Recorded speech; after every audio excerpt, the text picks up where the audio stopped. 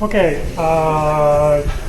so there is a review session on PA1 tonight at the Computer Science Building from 6:15 to 8:15. It's in the basement in X050, if you're interested in going. The TAs are doing it. There's still a homework due. There's still a midterm. And today we're planning on doing rooted trees. Talking about rooted trees. Any questions before we get started? Okay. So this is the warm-up exercise. What is the maximum number of nodes in a binary tree of height h? Now just so we're all on the same page, what is the height? Oh, first of all, this is a binary tree. This one over here. That's a binary tree. It has 2 children per node. And what is its height? Great. So this is when h is 3. Height is the number of edges from the root to the deepest leaf in the tree. So the question is, what is the maximum number of nodes in a binary tree of height h? You can talk about it for 1 minute and then I'll take it.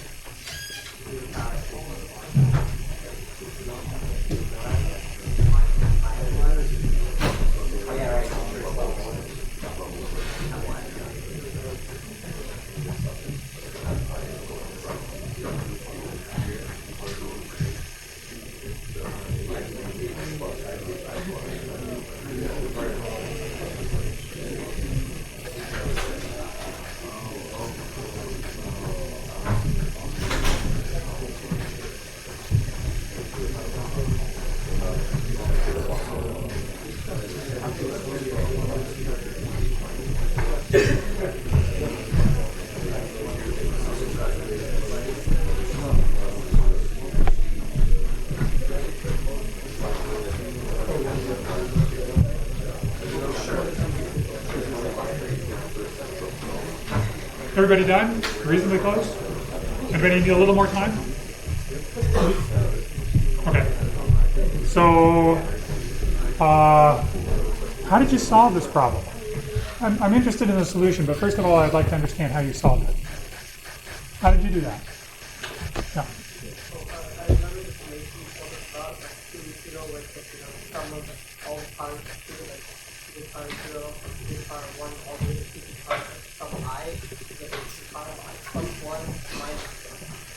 Great.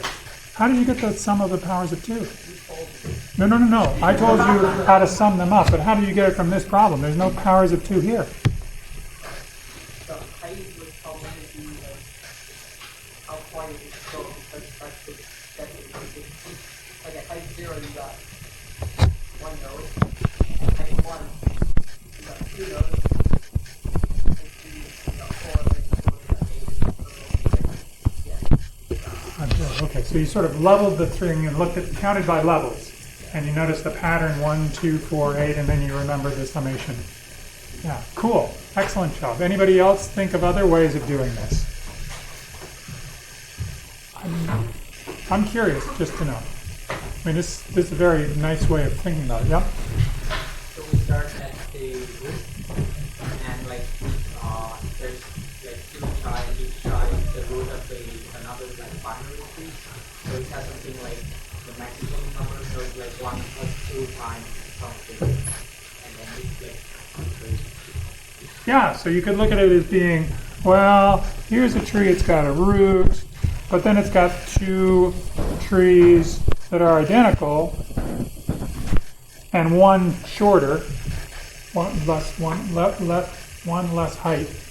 And so, yeah, you get 2 times the number of nodes in, so you're like solving a recurrence relation. 2 times the number of nodes in h minus 1 plus 1 is n of h.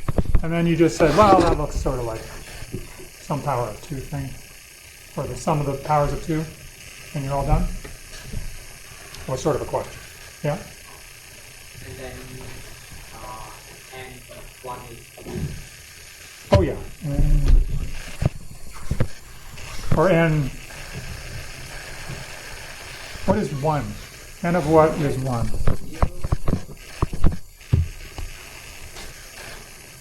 N of what? N of 0. The height of a node, the height of a single node is 0. There are no edges in the tree. So, okay. And then you solve the recurrence. That's excellent. Both ways. I mean, the point is that the other way to do it, the way that I did it, was I drew, yeah.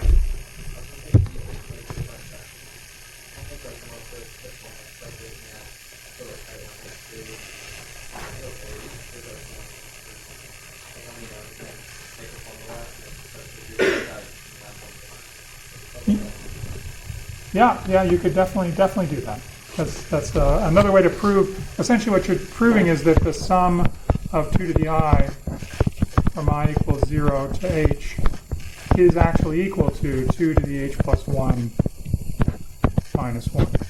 That would be the formula that you would be proving, presumably by induction.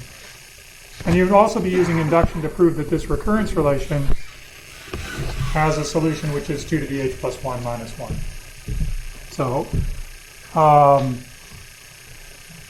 I did it by, well, okay, I didn't do it this way, but this is the way that I would do it if I didn't know the answer already, which is I would start with small trees. And I would say, a single node has height 0, and it has 1 node. If I have something that's height 1, it has 3 nodes because it's full. So I would get these numbers. I would get 0, no, it's height 0 with 1 node. This is height 1 with 3 nodes. This is height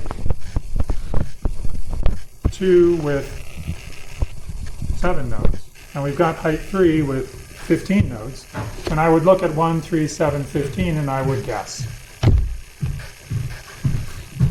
And what I want you to feel comfortable doing is this kind of guessing. It's part of problem solving is trying to guess the answer. And in order to guess the answer, you have to give your brain information. So the way that you give brain information is by doing small examples. And then you guess. Or you come up with a recurrence relation. You prove it by induction. But that comes after a guess, I think. Okay, great. So now we're actually going to define what a tree is, because we haven't yet. We'll be talking about D-area trees. This is restricted branching. So the number of children any particular node can have is at most D.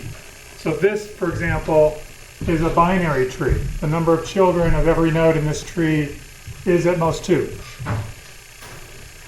And we want to come up with a recursive definition for a tree, because trees are recursive structures. You have a root, and then you have these 2 trees that are hanging off of the root, or these D trees that are hanging off the root. So somehow one part of this recursive definition about a tree is to say it's going to be a root plus something like at most D children who are themselves D-area trees.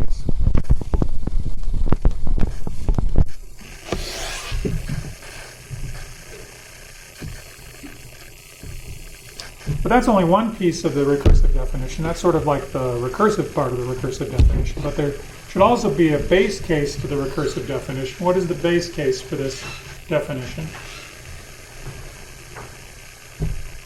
Yeah, I didn't hear you. I heard it, but I couldn't see who said it. Oh, now you're not going to admit. You said the right thing. Say it again. Anybody? Single node. Who said that? Did you say that before too? Oh, good. That's great. Guessing is exactly what you want to do. Okay, so one thing we could do is write down that a single node is just a node by itself with no children is a valid D-area tree. So we could say recursive definition says a single node is a D-area D-area tree, or let's write it this way. Say a D-area tree is a single node or a root plus at most D children who are D-area trees.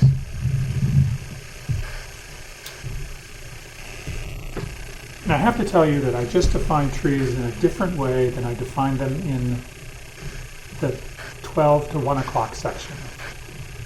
So this will cause confusion. So can you guess at the other definition for D-area trees that I used there? It used a different base case. What is another possible base case for defining trees? Yeah. If there are no edges, you've got one node. So that would be exactly the same. But the condition you would be stating would be different than the condition that I put here, but it's the same result. No, I'm talking about a different tree as the base case. Tree is null. Tree is empty. The empty tree. That's exactly what I did in the previous lecture. And I regretted it. I didn't regret it, really. I knew what I was getting myself into. And I'm going to do it again here. Let's try to define this using an empty tree as the base case. So this is one option. But the other option is that D-area tree is empty, or what? A root, whoops, another one. A root plus, now we don't even need to say at most D children, we can just say it always has D children, but some of them are empty. So we can say it's always a root plus, plus D children.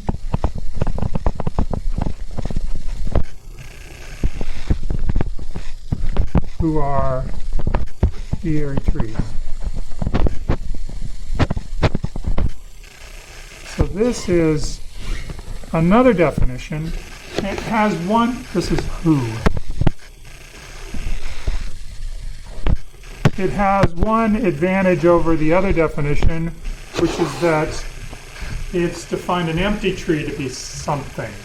Now that's an advantage, but it's also a disadvantage, and we'll see why it's a disadvantage in just a little bit. But do you understand that slightly different definitions? I mean, they're talking about the same objects, but in one case we can talk about the empty tree as being a tree. And the other one, we just have a single node as being the smallest tree that we're talking about. Okay. There is some terminology that's on this slide. The terminology we'll be using it a bit because it shows up in our data structures that are based on trees. And so it's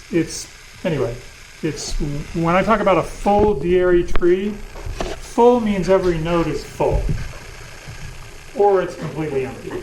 So it's either a leaf or it has as many children, this is non-empty children,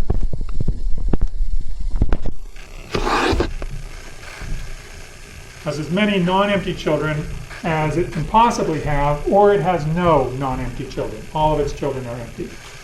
That's a full tree. Is this tree a full tree? The tree that's right here, the example?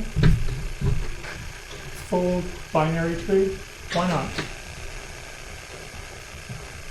F doesn't have 2 children. It only has 1 child. So F is a problem. So this is not full. Because of that node, F. Is this a perfect D-area tree? A perfect D-area tree is a tree that has as many nodes as you could possibly have in it for its height. This tree has height 3. And we know what's the maximum number of nodes in a binary tree of height 3. We just figured it out. It was 2 to the 3 plus 1 minus 1.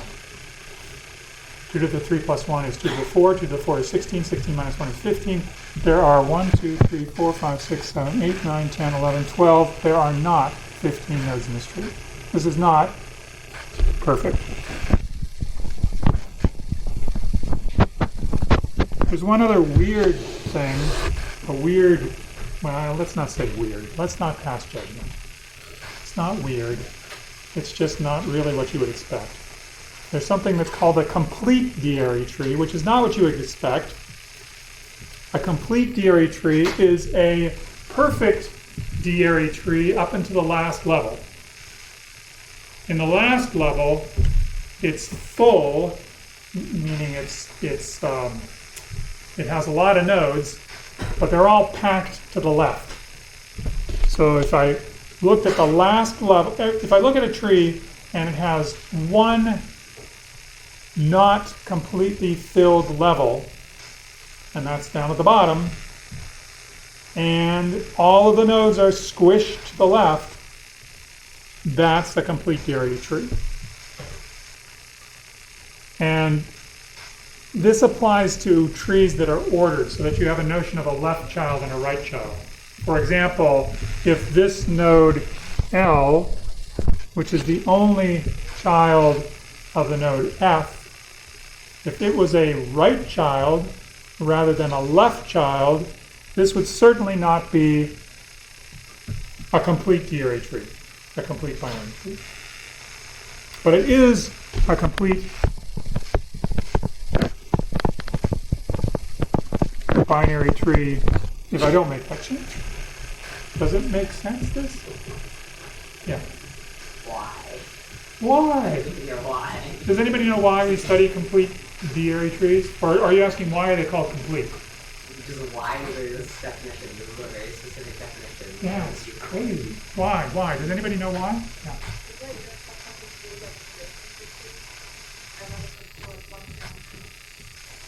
Oh.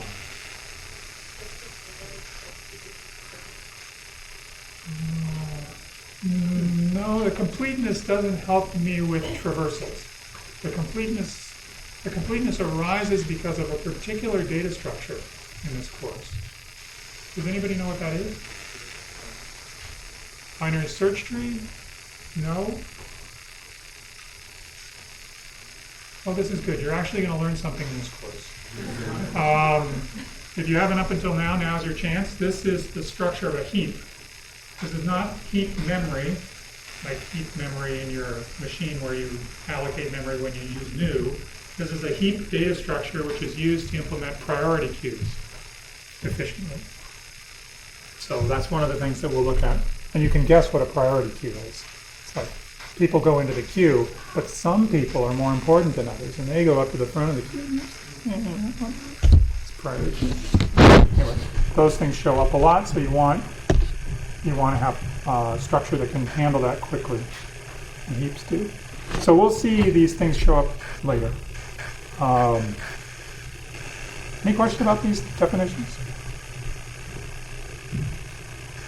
Okay. Now that we have a recursive definition of a tree, what is the recursive definition of the height of a tree? I'm going to give you, let me think. Should I give you 10 seconds to figure out maybe more. You remember what the height is, right? Height is the number of edges on the longest path from the root to a leaf. Right? You're already ready? Oh, you have a question, okay. Okay.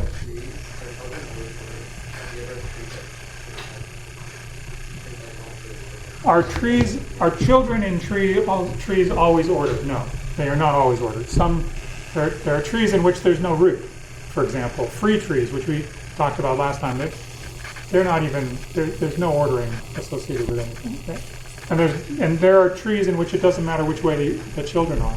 But this is a great question. Why are we interested in ordered trees? Why do we care about the left child being to the left of the right child in our heads when we're looking at a tree that has two children? Yeah.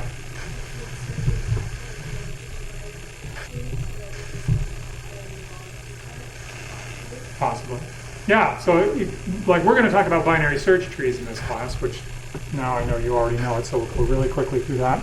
But the binary search trees have this property that if you're looking for something in a binary search tree, you compare the value with the root, and if you are smaller than the root, the value you're looking for is smaller than the root, then you go to the left. And if the value is bigger than the root, then you go to the right. And if it's equal to the root, then you found it. So it's a structured tree which has a notion of left and right associated with its children. They're ordered, and that's why ordered trees show up a lot in data structures courses. So anyway, we will look at ordered trees quite a bit. Good. But that was just a delaying tactic so you could think about the height of the tree T. I know that, but it's okay. I'll give you like 30 seconds to figure out.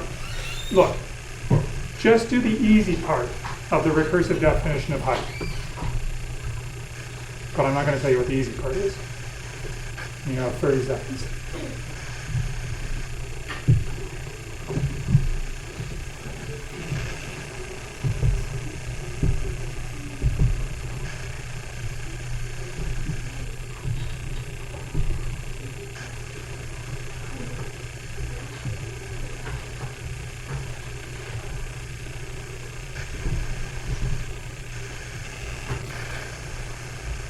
Okay, time's up. Anybody got the easy part of this definition?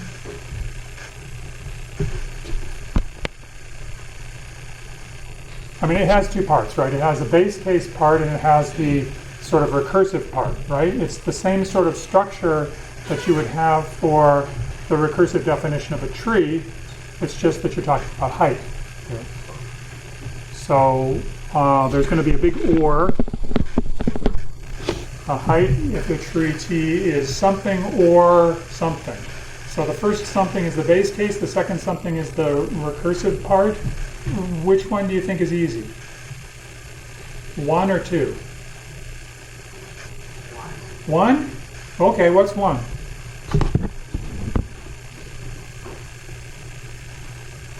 Aha. What's your base case? Yeah. Okay, you want to do the second one? Yeah. Oh, okay. So you have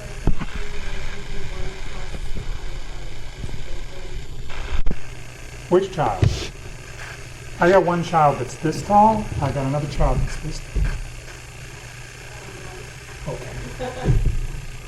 So what are you going to write here? You're going to say that the height is the what? 1 plus the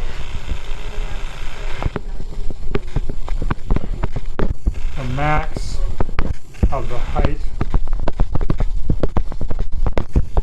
of T, what are we going to call them? T1, TL, and T.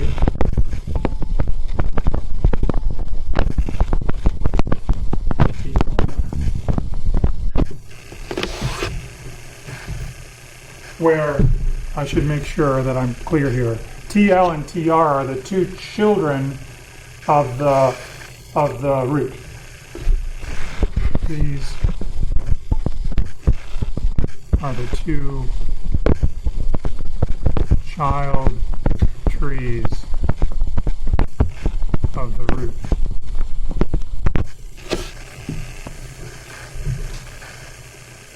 I like it. It's great. Okay, now the hard question. What's your base case? See, this is why I regretted defining trees in terms of the empty tree.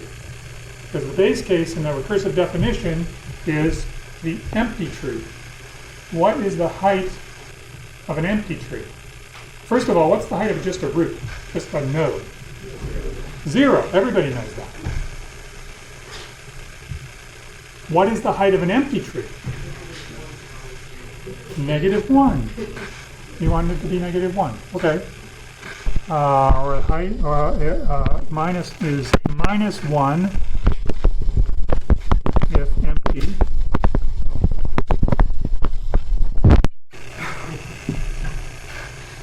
Why did you pick -1? Mine picks 0. Yeah.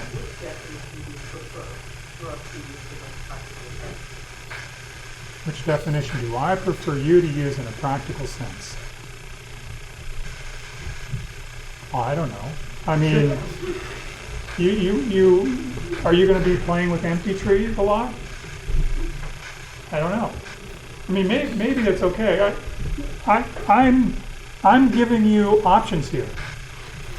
They are actually defining the same thing, except that one of them includes the empty tree as a tree, and one of them does not. And what I'm trying to do is sort of get you to think broadly about how you define structures so that you can understand the decisions that go into people writing books in which you have a definition in which somebody says the height of the empty tree is -1. And you say, what? That is crazy. Why would anybody do that? But you just told me the height of the empty tree is -1.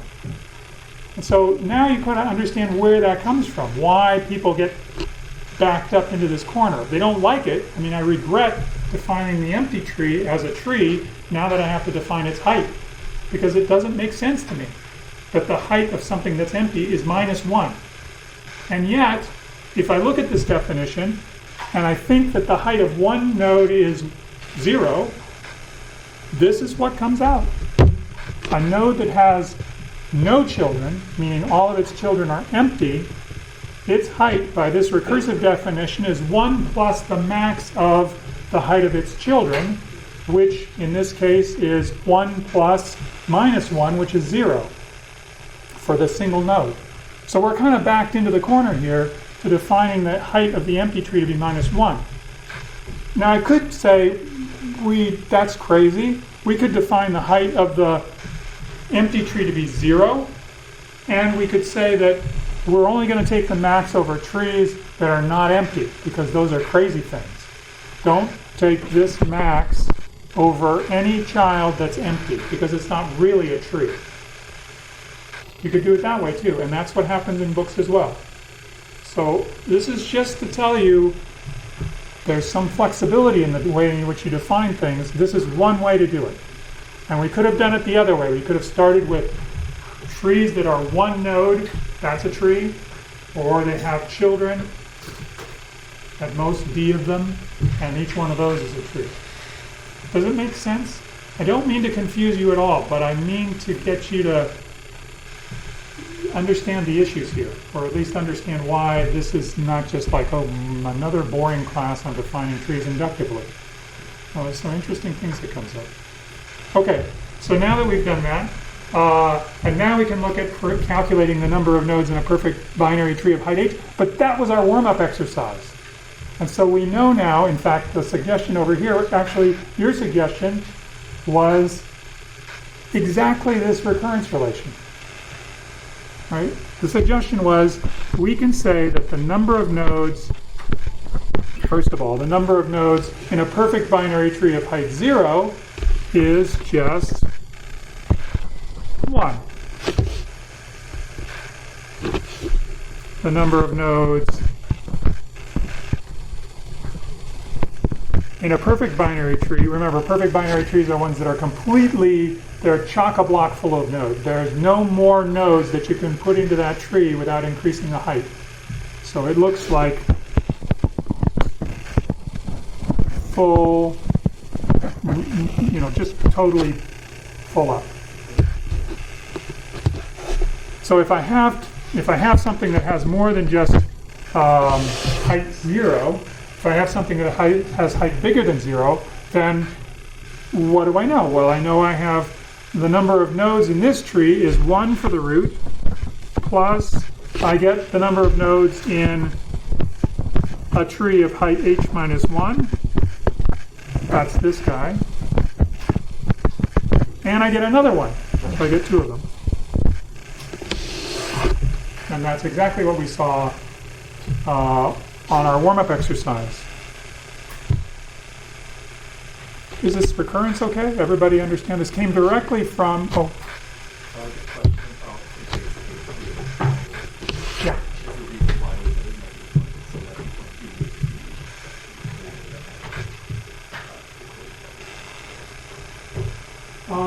The reason it became -1 is because we believed that this second possibility in the recursive definition was correct. We said this is what it really should be. It's the max of the height of the trees that are children of me, plus 1. That's just, I'm the root. I've got 2 children. I'll take the max of their heights and then add 1 because I have to take one step here. That's something that I think should be in every recursive definition. Now, the part here that we were a little fuzzy on is what it means to be a child. So we said you can take the 2 child trees of the root, implying that I could take an empty child. At least according to our definition of a tree, an empty tree is a child. But you could get rid of this problem about -1s by saying, no, I want to take the max over the height of real trees that are children. So like if I have an empty tree, that's not a real tree. In my definition, which doesn't include empty trees, it's not really a tree, so don't even consider it. So we could have defined this with a base case of 0 if there was 1 node, and with exactly the same step for the second recursive part, except that we would have to be understanding that the children we're talking about are only the children that are really nodes, really non-empty children. That was a long-winded explanation. Are you happy? Sort of. Oh well.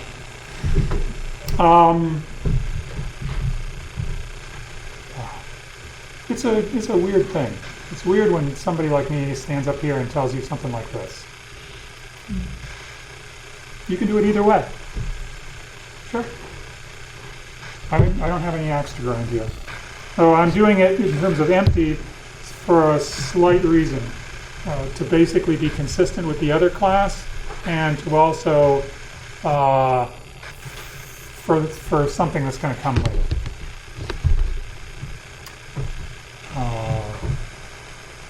When we study AVL trees. How many people know what AVL trees are?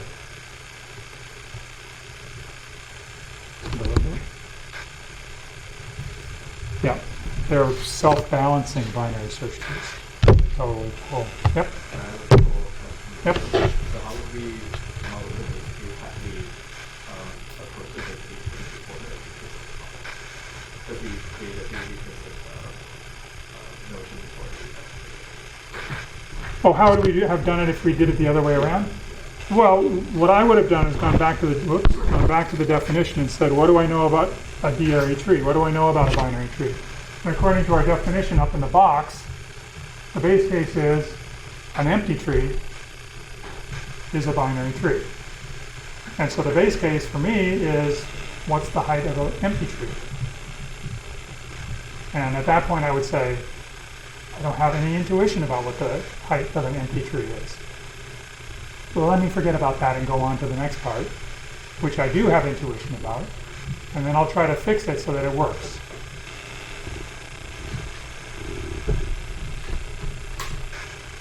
Okay. Right, so we get a recurrence relation, which we had before, and then we solve this recurrence relation, and what did we get as a solution? Come on, it was like 3 minutes ago. 2 to the plus 1. And you can prove this. You can prove this is correct, because now this recurrence for the number of nodes in a perfect tree, this recurrence is based on the definition of perfect trees and the definition of trees. The fact that the height h perfect tree, the perfect tree of height h, is 1 node plus 2 perfect trees of height h minus 1. That comes from the definition of perfect trees and from the recursive decomposition of trees themselves. So we get that from the definitions, and now all we have to do is show that this function satisfies these recurrence relations, which we do quickly. And let's check the base case. 2 to the 0 plus 1 is 2, minus 1 is 1. Hooray, we are done. Next, we do an inductive hypothesis. We assume that every tree that has height less than h is correctly has 2 to the h plus 1 minus 1, or 2 to its height plus 1 minus 1 nodes in it. So what we can do is say that this is equal to 1 plus 2 times 2 to the h. Now remember, h now is h minus 1 plus 1 minus 1, and then we do arithmetic. We do arithmetic and we get 1 plus 2 to the h minus 1 plus 1 is 2 to the h, which is 2 times 2 to the h, which is 2 to the h plus 1 minus 2, which is 2 to the h plus 1 minus 1. This right here, that equality, is the inductive hypothesis. The rest of this is all arithmetic. And lo and behold, that's exactly what we wanted.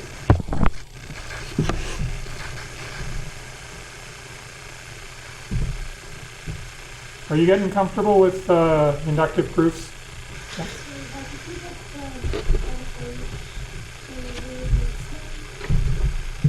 From here to here?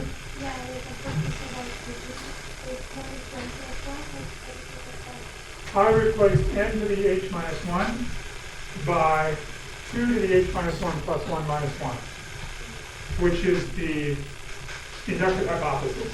It says that I have something that has height less than h, so I can assume by the inductive hypothesis that my claim holds and that the number of nodes in that tree is 2 to the h minus 1 plus 1. Good? I mean, if this is a good time to ask questions if you have any questions, because it's really, it should be getting smoother though, like, yeah. The second line, the age definition. So, what role does that play? We're obviously assuming. No, we're not assuming this. This right here is by definition of perfect tree, and that means it's by definition of trees, and in particular perfect trees. So you know what a binary tree is. It's got a recursive definition. It says that it's a root plus 2 children, and a perfect tree, you know, it's full of a particular height, and so you know that a perfect tree is a root plus 2 perfect children of height h minus 1. So it really is just the definition coming from that recursive formulation of the definition of trees. I mean, it's a little, you know, if you were writing this up for somebody, like, for example, you're teaching a class, you would normally write something here, but I didn't. It's too lazy. But really, it's a little bit like, you have to just say, for perfect trees, this is the situation. We've got a root, and we've got 2 perfect trees as children, but they are height each minus 1. Okay. Ordered binary trees. So now we're going to be explicit about the ordering.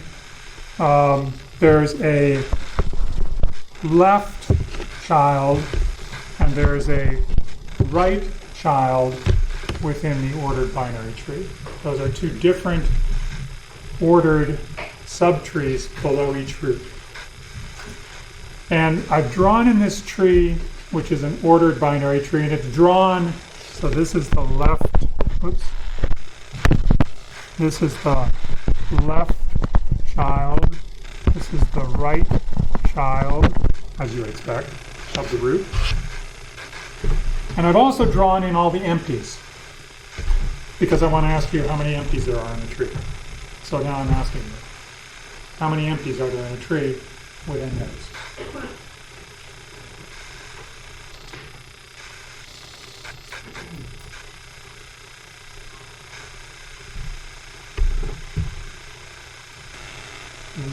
Do not count the number of empties in this tree and count the number of nodes. It's too big. You can make smaller trees and figure it out from that, right? Just a suggestion. Because you only have 30 seconds left.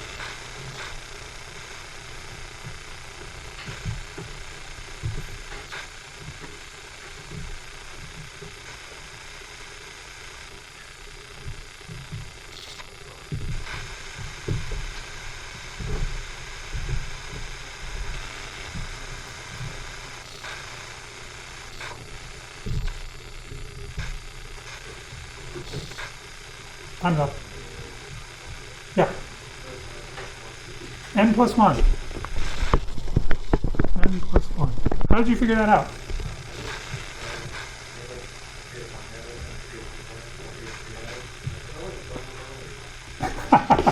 Perfect. That's exactly right. Yeah. That's exactly what you have to do. And you just hope that you're extrapolating correctly. Right? Now that you've got your guess, though, N plus 1, which you can get in 30 seconds, it's a little effort to do that guess. Yeah.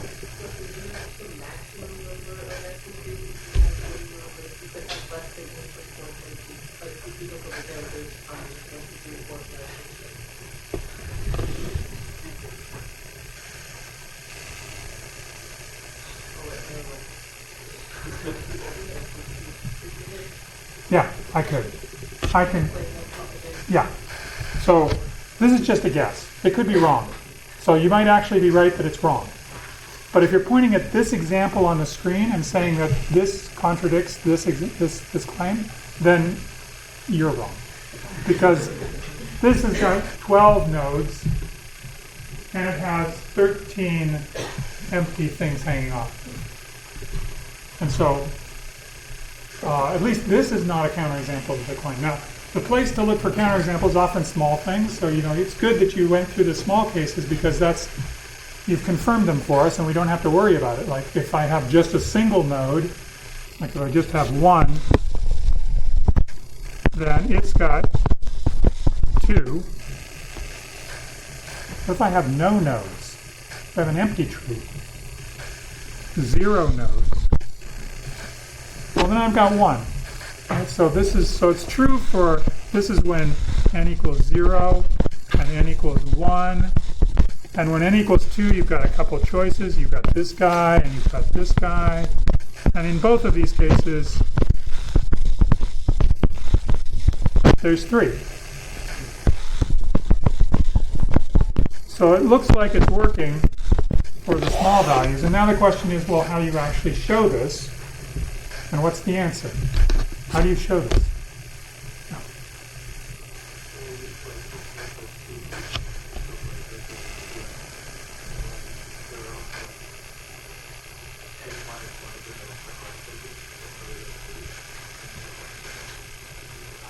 Very nice.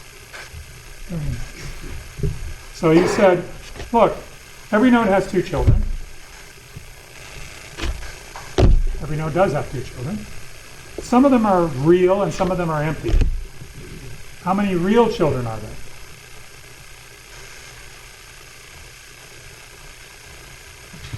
So every node has 2 children. So there's 2n children total.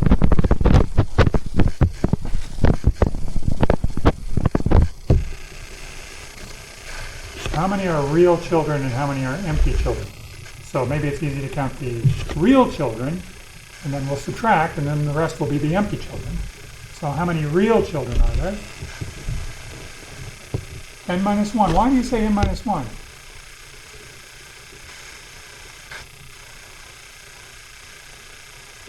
Because you came to class last time and I told you that the number of edges in a tree is n minus 1? Yeah? Excellent. I love this. It's like learning. No, there's n minus 1 real children because there are n minus 1 edges in this tree. Now you might not like the fact that we're guessing this, but anyway, let's just guess it. N minus 1 real children. And if I subtract away the real children from the 2n, I get n plus 1 empty children.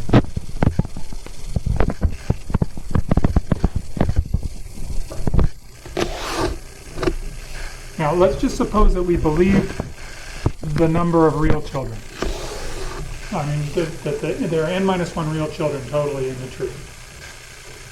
Is this a proof?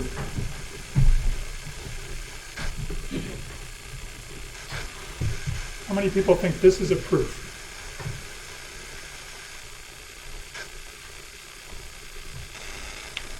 That means all of you think this is not a proof, including the person that proved it. Do you believe it's a proof? Full credit. I would give this answer full credit. If I actually believe this, what are the logical steps? The logical steps are, how many children are there in total? You know that in a binary tree, every node has 2 children. Some of them are empty, some of them are not, but every node has 2 children. So there must be 2 times n children in total. Clear. I believe that there are n minus 1 real children total in the entire tree. Possibilities for children are they're either real or they're not real. They're either real or they're empty. So if I subtract them, I get n plus 1 empty children. This is a proof. This is great. It's a very nice proof. Sadly, not my proof. I had a proof based on the recurrence. But I like this one better. So as long as you believe that there are n minus 1 real children, and you can believe that because we talked about how many edges there are in a tree, and every edge represents a link between a parent and a real child. Good. Yep.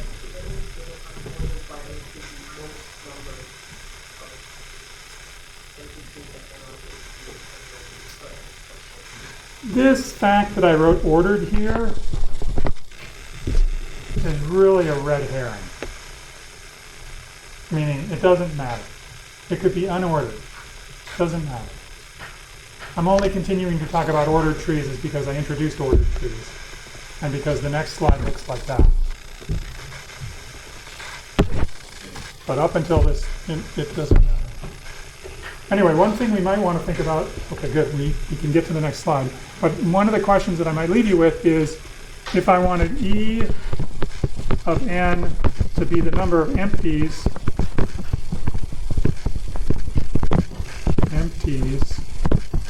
in a tree with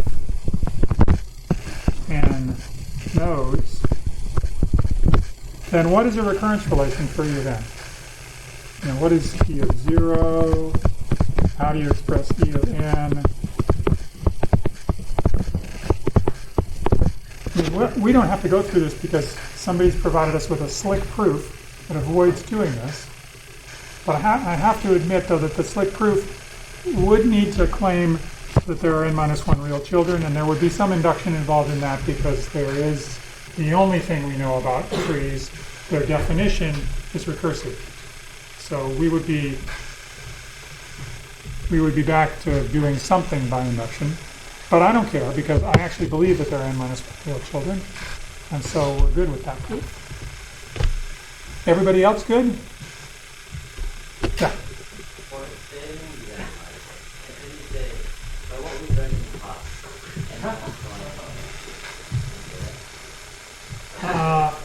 No. If you're thinking about writing by what we learned in class on one of my exams, first of all, you should be no, you will use things you learned in class on the exam, but you don't have to write by what I learned in class. But if it's the point of the question, you don't want to do that. Well, I remember from class that you mentioned that this was true. Like, why would I ask that on the exam if I wanted you to memorize it and just regurgitate it on the exam? Right? Well, sometimes I do that too, but usually it's something like, you know, how many nodes are there in a complete binary tree? You know, give me a range of height h. Then you would say, well, I know what a complete binary tree of height h is because I learned it in class. And this is what it is, and therefore I can answer this question. But if you say, and I remember him whispering that the height of a complete binary tree on n nodes is the floor of log n, no. That's probably the point of the question. Okay, we're done. We didn't make it to the next page. Yes, we did. We're going to talk about the ADT, the abstract data type for ordered trees, next time.